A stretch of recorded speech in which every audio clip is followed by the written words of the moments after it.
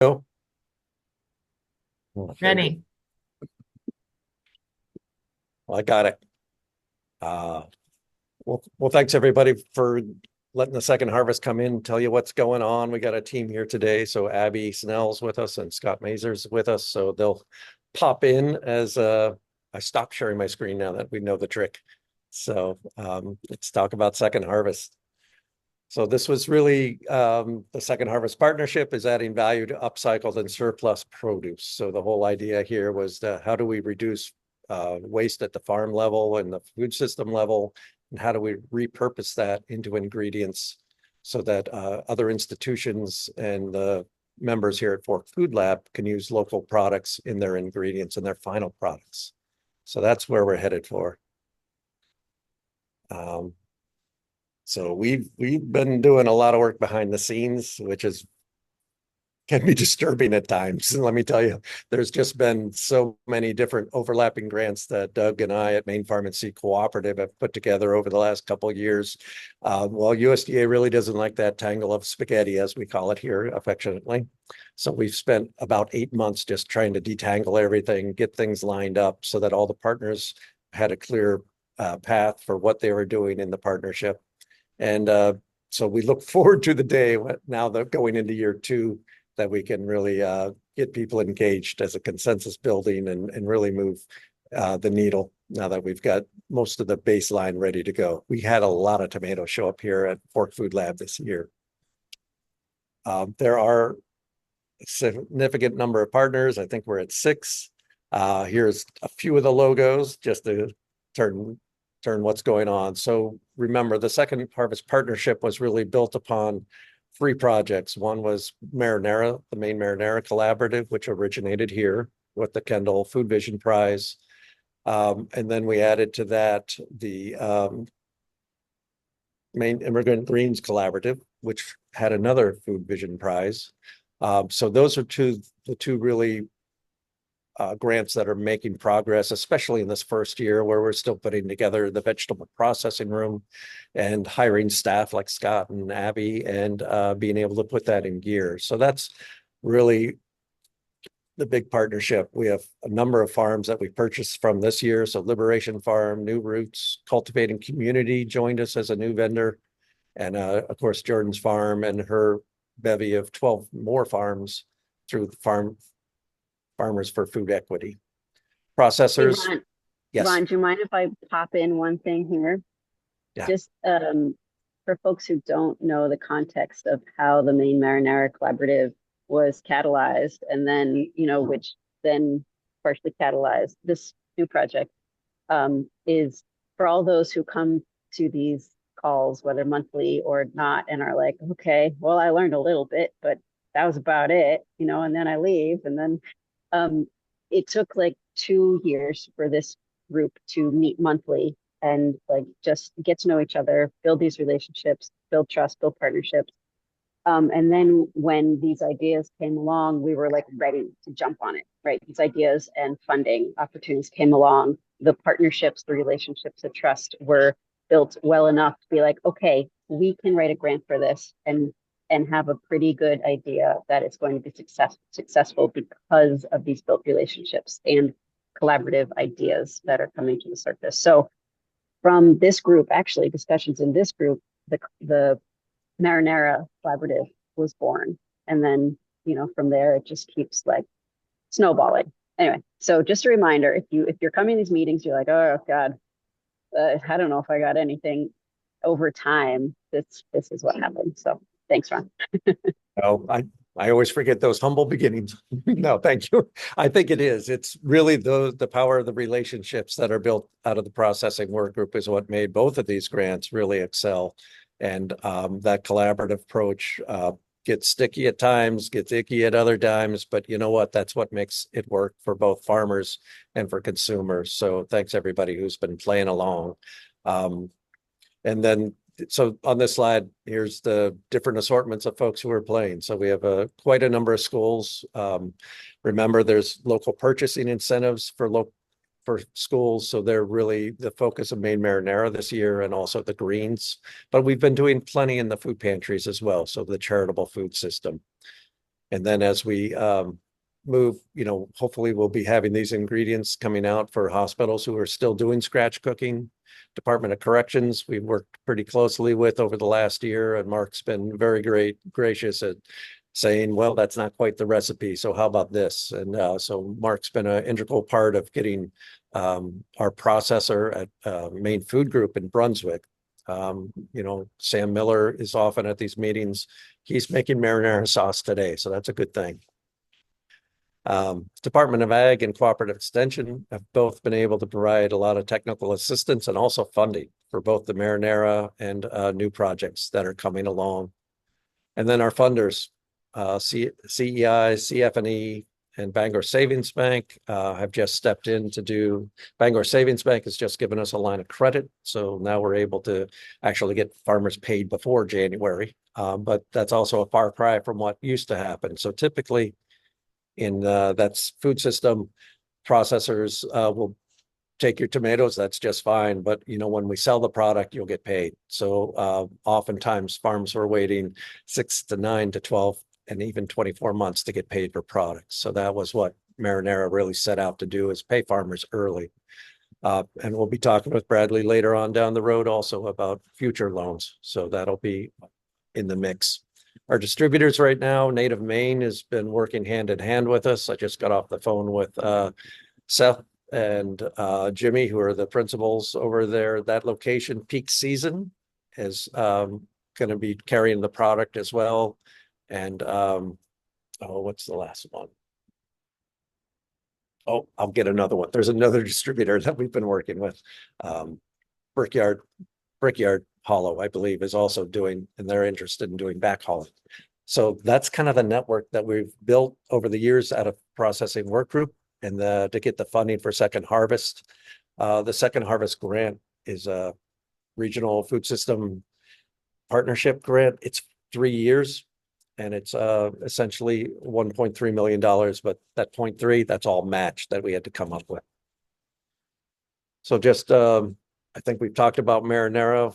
The greens has been a project that we've been specifically concentrating on food pantries to get started. So we're blanching and freezing. We started out with Harriet at the Brunswick Mid-Coast Hunger Prevention Programs kitchen. They did contract for us in the first year, 300 pounds on a day. At the end of last year and this year, we've been processing anywhere from 500 to 2,000 pounds a day with Atlantic Sea Farms. So we were able to use their processing line. Chopping and blanching kale is a lot like blanching and chopping collard greens, kale, and then all the other mixes like brassica leaves, Brussels sprout tops. And those have all been put into the food system, either through the charitable, through the pantries, or into schools. And those products are going to be dealt with in that second Kendall grant that we have. So through the Greens Project, we're working with Inner Presence on the left side of your screen. They've done about half of their 24 classes with recent immigrants to learn how to cook with locally grown greens, how to access them, and the difference between cooking fresh that they're all used to versus cooking from frozen, which everybody likes because it's all the work's already done. So it's been a pleasant surprise to find positives for that. St. Mary's in Lewiston has been, they're just about done with all of their course, all 24 classes. They've had up to 40 people at a class to learn cooking skills with these products, and also to do an influencer class, which is how do you tell your friends and family about local foods? And that was also supported with a specialty crop block grant. So pretty wide ranging set of programs that we built this on. One of our big numbers, we wanted to bring numbers, right? So these are tomatoes, onions, carrots, butternut squash. We're all pretty much fed into the marinara sauce, while the core vegetables, which would be carrots, potatoes, onions, garlic, and other greens, would go through core vegetables. Farms for Food Equity has really pulled the heavy load on getting those into the charitable food system. Collards and kale frozen, we kind of keep track of those separately. And then the upcycled are really those leaves and other things that we put into the mixes. Again, brassica leaves, Brussels sprout tops, really high nutrition, really something that was left in the field previous to this project, or sold on very small scale. So we've really brought these numbers up. In essence, these are the two, basis for the Second Harvest grant. Second Harvest itself, we're looking at buying some tomatoes to get into processing for Preble Street next door, but we've not yet gotten those funds secured. Overall, we're at 41,000 pounds actually purchased this year through these three grants, and our goal was about 37,000. So 10% over is a great place to be. One of the emphases that we wanted to have was how to get into small and new farms. How do you include them in food processing? Because when Sam Miller takes deliveries at Brunswick, he's looking for 1,000 pounds minimum before he can start up the machine to chop them. So we brought in and spec that we'd be taking small and new farmers can do smaller deliveries right here at Fork Food Lab. These are the new trays that Abby found, and one set of them. And as you see, we've got a mix of both plum tomatoes, which paste style tomatoes, which are great for the sauce, versus the slicers in the back row. But you can see these are more second grade quality. There's a lot of first quality there as well, but you can see some green, you can see some splitting. And then, so we did a request for proposals last winter, just after the Ag Trade Show. And for the most part, we're paying $2.15 to $2.25 a pound for tomatoes for small and new farms. The larger farms were coming in about $1 a pound. So that's kind of the difference in pricing, but that impacts our final price on marinara as well. Through this bonus, mileage bonus, through the Second Harvest Partnership, we're able to pay mileage for each of those farms dropping off either here or directly to Brunswick, and that's limited to those farms. But we wanted to find a way to engage small farms so they had also had a way to increase their farm income.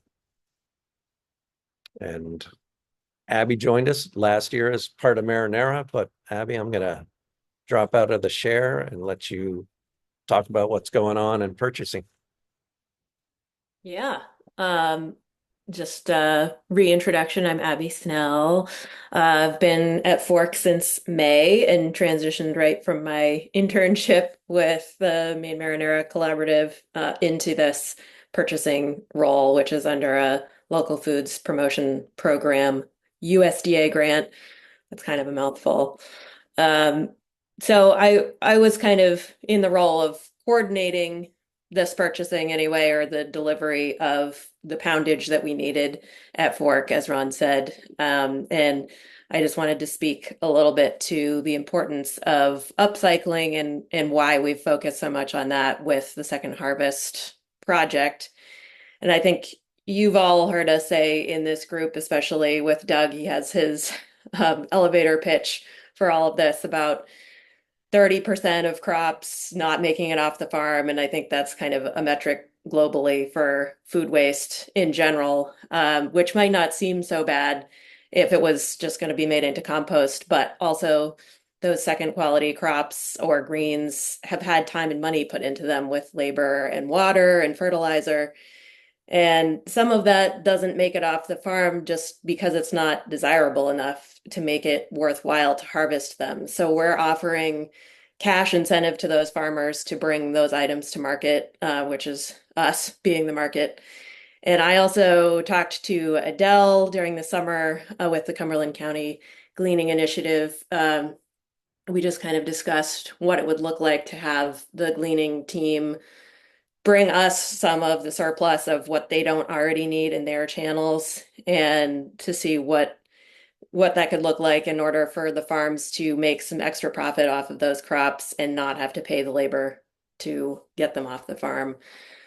And then upcycling is, I just wanted to say, different than recapturing food waste. Like if you were to be trying to capture compost coming out of school cafeterias or other institutional cafeterias. And so this upcycling is capturing produce that's coming directly off the farm that hasn't been touched yet, that would, as Ron said, usually get tilled under or go to the compost pile at the farm because it's not aesthetically pleasing or isn't a typical cash crop for them like the greens. that we're taking from the brassicas. And I think some farmers have even been surprised to learn that that's a crop that anybody wants and that somebody thinks tastes good to eat, which it does, because we tasted it ourselves and put it into some stews. But also the bruised squashes and tomatoes and the curly carrots and things like that that we can put to use in other ways. Um, and we wanted to utilize off grade or seconds to reduce food waste on main farms, increase their income, maximize supply chain opportunities, and improve resiliency of Maine's regional food system. So, because these crops, their aesthetic value doesn't matter so much for processing, we can use them in soups, sauces, purees, even raw cut veggies and fruits. And these can go to institutions across Maine because they're made right here, they're higher quality, and retain their nutritional value better. So that's really benefiting everybody who's receiving them, from incarcerated folks to students, and then even, as Ron said, the members who are right in the Fork Food Lab building. So that's one of the most exciting parts. And I think many of them are starting to ask when these products will be available and how they can incorporate them into their menus. So we'll be really glad to be able to do that for them. So thanks. Thanks, Abby. Um, One of the other pieces that Abby and I did together was to each year we are under the grant, we're bringing out resources to the farmers. That'll work. So Mark Hutton came out. He was came out and visited both at Cultivating Community in Lisbon, and we also did New Roots in Lewiston. So one of the common problems that Mark was seeing in both places is that farmers are letting the tomatoes grow along the ground. And what he says is what you can see here is you end up with a lot of blight in your tomatoes because the air can't get there and dry things out. So that fog and humidity overnight when the dew settles turns in, when you don't have them up in the air up on trellises, really cuts into your production and the amount of tomatoes that you harvest, because the plants will wither from that blight. So that was one thing that we found common in both new farmers setups. Mark had invited everybody to go to Monmouth to see the experimental farm and fields and some of their best practices up there. And but they just ran out of time through the harvest season. So that was kind of a nice piece. And, we really want to be able to do that and get those people to resources. We had spoken with let me think, it's not produce safety school, but it's, the FSMA harvesting regulations. And we also have access to their classes. So if there's farmers involved, I didn't see a lot on the screen today. That's something else that we can offer to the farms that we're working with. Is anytime we have 10 farmers ready, wanting to take that course, it's a one-day class. We can get them certified for harvesting food safely. So, all right, I'm bringing on Scott next. He'll tell you some more about what it's like to walk into a project as fast as we just did.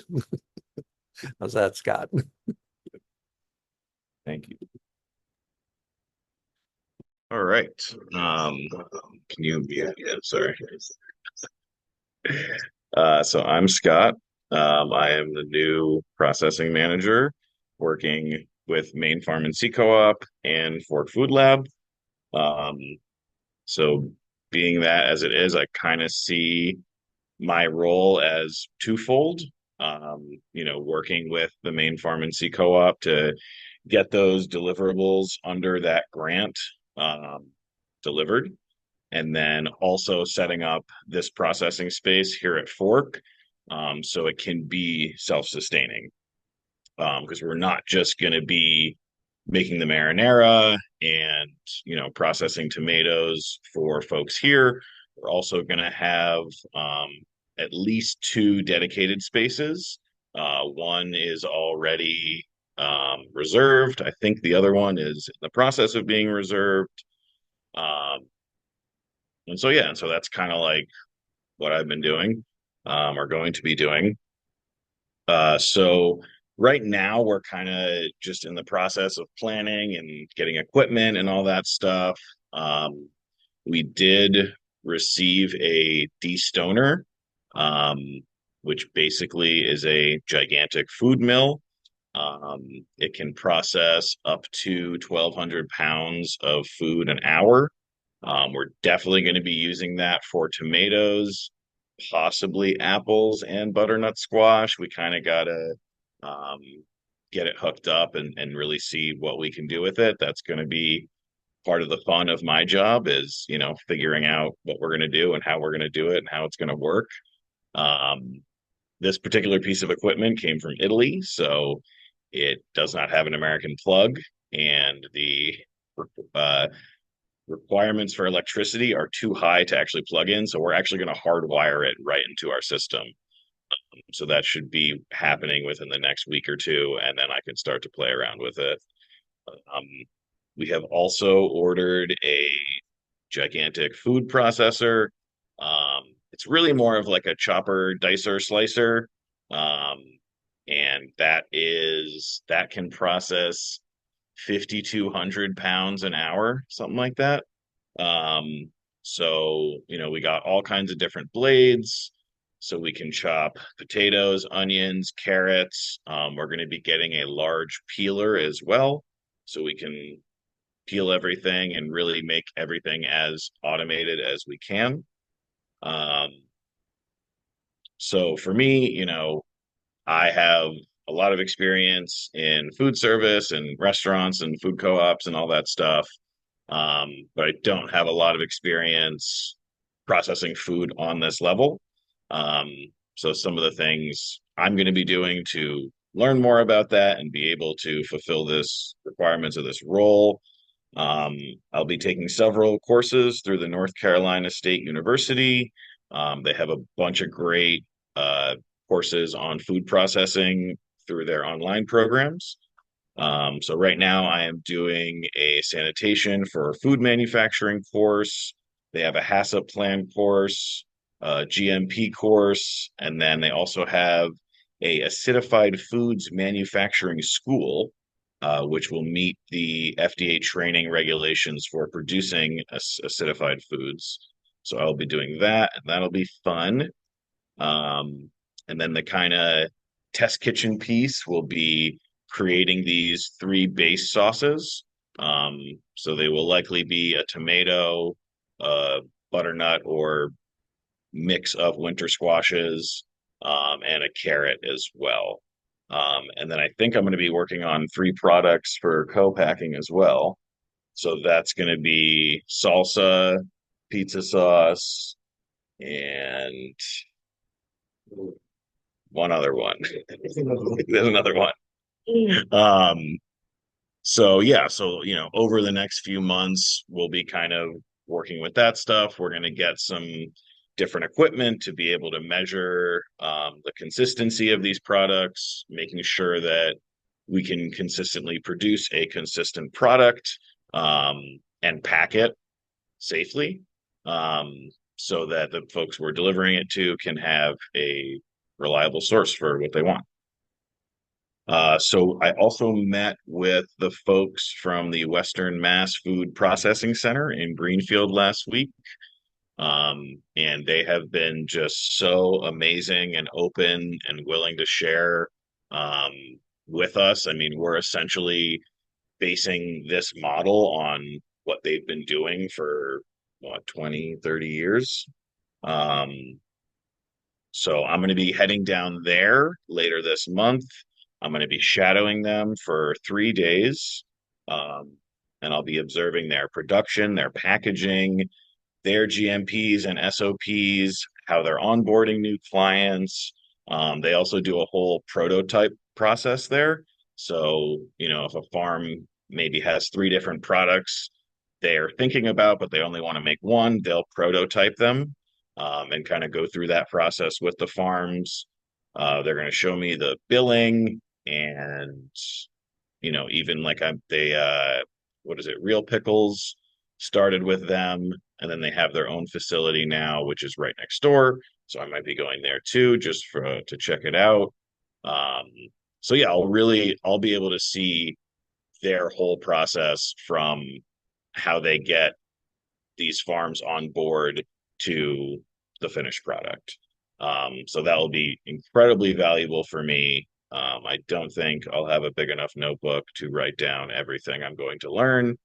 Um, but yeah, once we're really up and running at full capacity here, um, I'll be overseeing all the processing.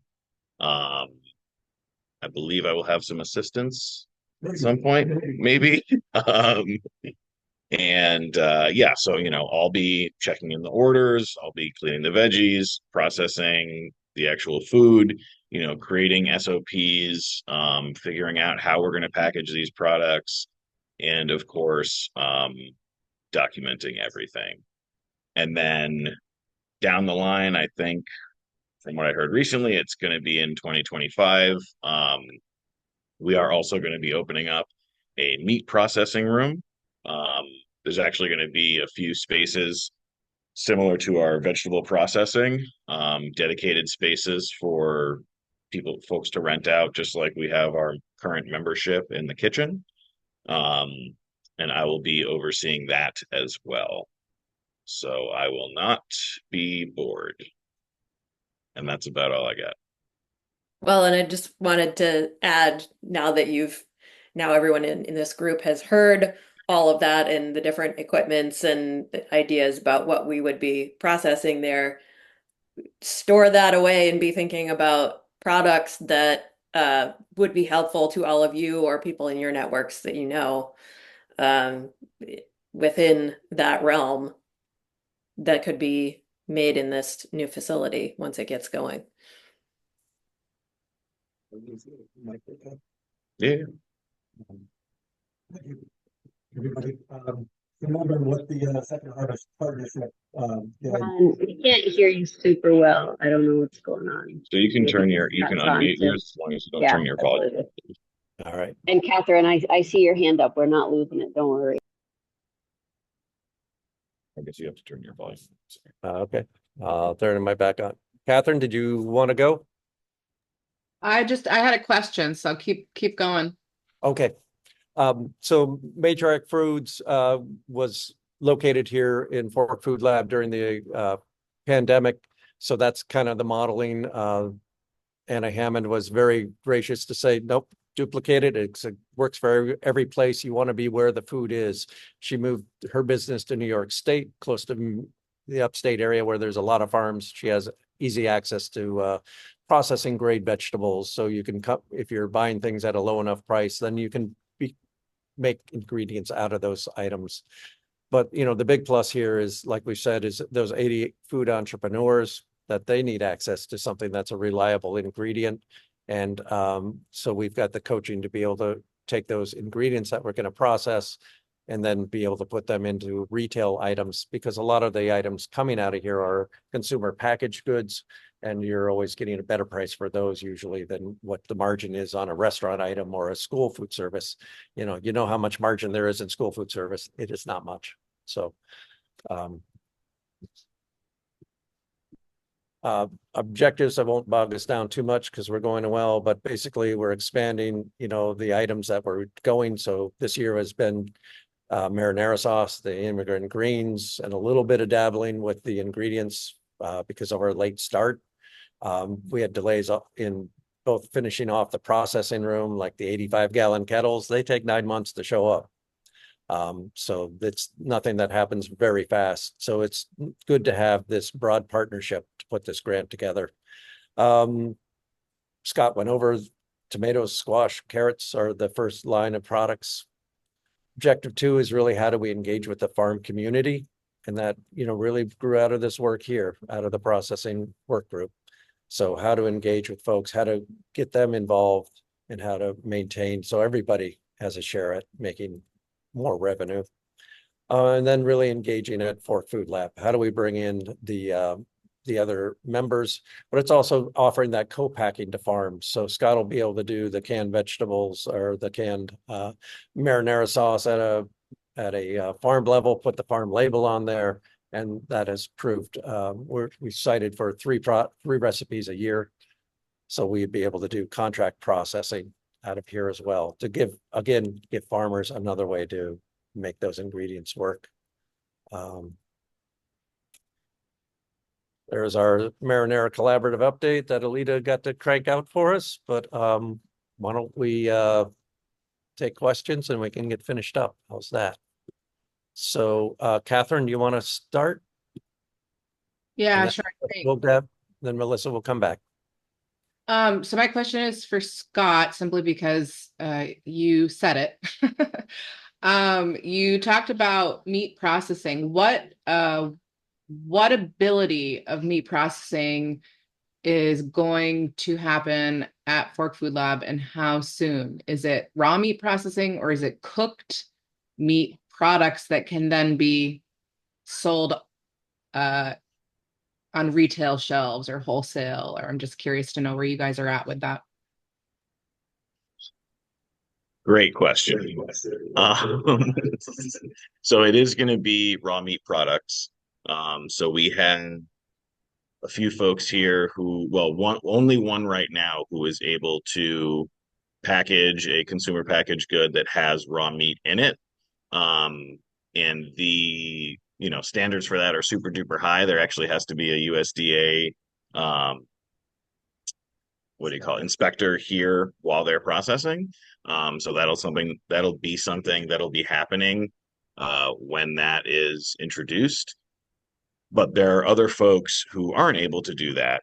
And so, for example, there's a fella who makes empanadas here.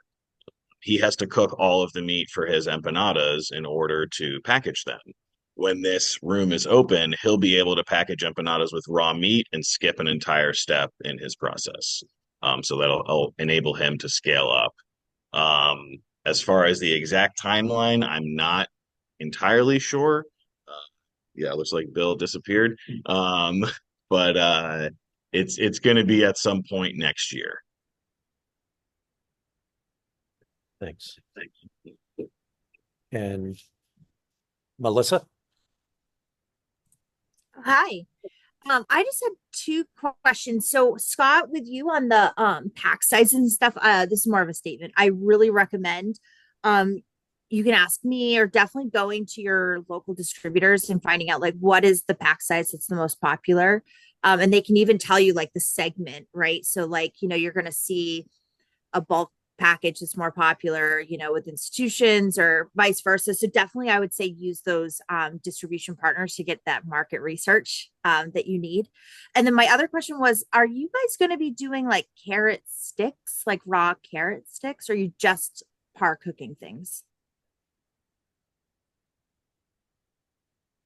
If you're going to buy it, we'll do whatever you want. Well, the reason I say that is because so like Native Maine holds the DoD contract for both Maine and New Hampshire, and Yep. I'm talking thousands of cases a week just of carrot sticks and apple slices. And that's something that I know when I was running procurement there, I wanted to find like a local source. So I think that would definitely be a huge opportunity, just in mass bulk, if you guys could get, especially where it's a storage crop like that, have a place for storage and get it. And then each week you could do those and, work out a price with them. I think that could be a huge, huge movement. I'm talking, that's probably one of the, during the school year, the biggest selling units at Native Maine. So.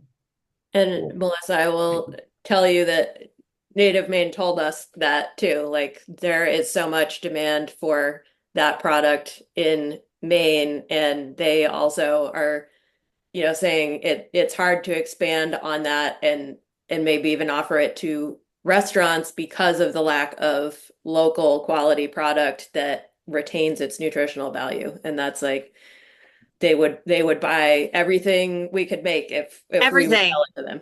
Literally, like, don't even offer it to anyone else until you like maxed out. But on that point too is just being able to like kind of work with people on pricing too. So for instance, like when you do those contract bids, what you do is you submit pricing every 2 weeks, and you want to buy high when you submit pricing and then buy as low as possible. So like being able to kind of like work out pricing with them as well, saying, hey, you buy at this higher cost this day, and then the rest of it we're going to work out a lower price. So then that way they can, can make a little money off of it as well. But just having those like little abilities to of wiggle room is definitely, I think, huge. This is so exciting, just so you know.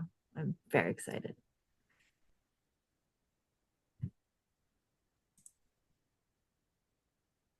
Other questions? Or did you have something to add, Ron? No, I did. I wanted to speak to, price, marinara I thought was high last year, and we're up probably another 25%. So we're right now putting a 3 cans equivalent of case together to schools for about $49. So that's well, if you did the equivalent case, so last year we sold a case, 6 pouches for I think it was $83. So we're up closer to $99 for that same case this year. And a lot of but they get the reimbursable funds for that product. So as long as you basically sell it like that, you're actually only paying 2/3 of that. You know what I mean? So I think that they're still winning. Yeah, and I think that was what I wanted to bring up. So USDA announced this week that they were renewing the local food for schools funding. So that will enable schools actually to buy this at 100% reimbursable. So even the shipping cost from native Maine will be covered. So that will essentially be a free product for them. So they'll have local foods.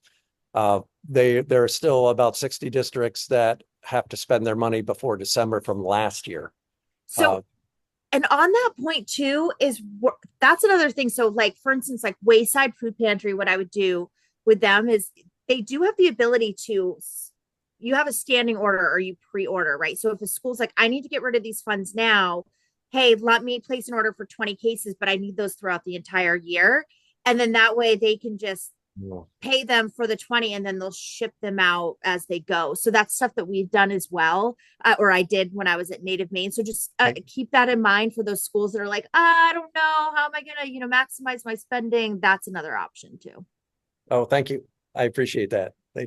Seth, they didn't bring that up this morning, but I'll remind them. Thank you. Well, they're not me, so. No. Other questions about the partnership and the grant? And put on your calendars, December 18th, 9 to 4 will be a stakeholder workshop. Because you're in the processing work group, you are all stakeholders. So we'll be having a one-day event for that. So Alita, I'll put that in the agenda.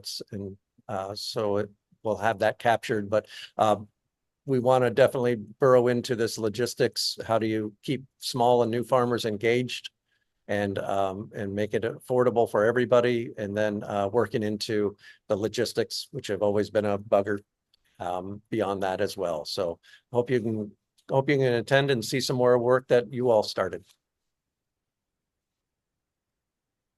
Mark, I'm just noticing that you've come off mute. Did you have a question?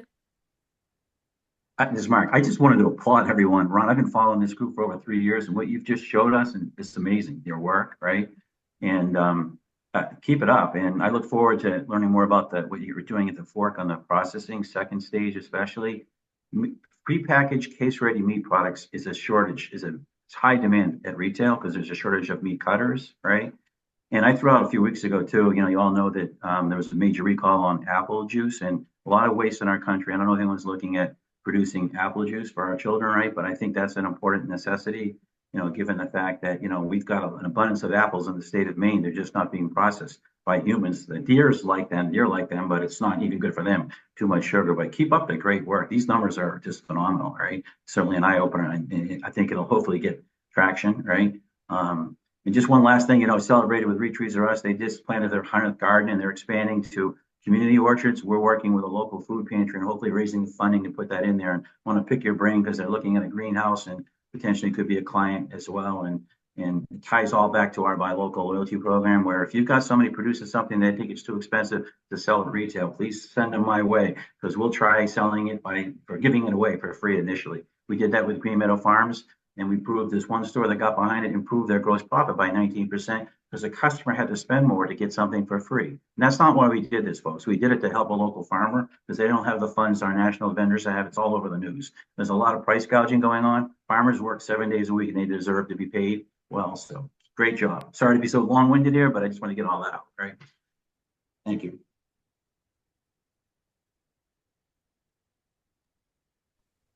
Aaliyah, should we shift just the last 4 minutes real quick? Just to introduce what's coming up in the future. Is that okay?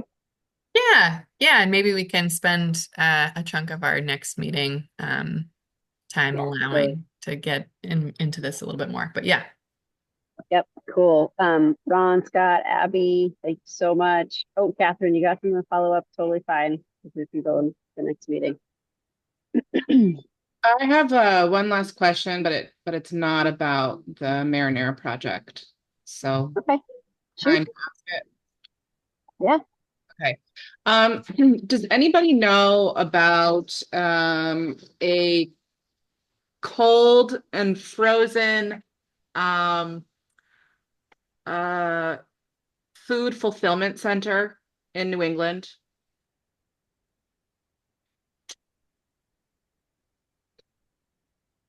Oh, like a, What do you mean? Like a store, cold storage? Not just storage, a fulfillment center that would like organize and send out packages of cold or frozen products to customers for e-commerce. Catherine, I'm wondering if you've connected with the New Hampshire Food Processing and Hub Alliance, which actually works all the East Coast. And if not, we should hook you up with them because they might have some good answers for you, particularly on that one. Sorry, what was the last part that you said, Annie? My daughter was That's talking. okay. There's this entity called the something like, It's the correct New me, Alita. Hampshire Food Hub and Processors Network. There you And go. they've been doing a lot of work, like just inventorying, mapping what kind of resources there are around things like cold storage. So yeah, I'm not totally sure what like a fulfillment center is, but we can connect you with Catherine, Caitlin, sorry, not Catherine, over there to get you some more answers, Catherine. Yes, Okay. and Harriet just put it in the chat, and they're not just in New Hampshire, just so you know, they're all up and down the East Coast, I believe. Yeah. So many more contacts than just in New Hampshire, but we can connect you with Caitlin. She's wonderful. She's been on this call before. Great resource. Yeah, so just it would be more about a company that can affordably ship food products because they're doing it on such a large scale. So instead of somebody paying $50 to get their meat in the mail, they would spend a little bit less than that. Yeah. I know there's Rainforest Foods also that took over Associated Buyers or bought Associated Buyers. Looks like you might want to check out their website because they're a pretty big outfit. And then I spoke to Walden Meats earlier this year. I don't know if they're too niche or how big they are exactly, but they're focusing on regional, as in New England and maybe New York too. So their whole focus is like local quality meats and distribution and like subscription packages and stuff like that. So I don't know if that's of any interest to you. Cool. And I know you saw Sarah's chat, so that's great too. Thank you, Sarah. It is noon, everybody. I just wanna real quick, if anybody is interested or itching to have so and so on a call to give a presentation, please feel free to go in the document that I just put in the chat and leave comments in there.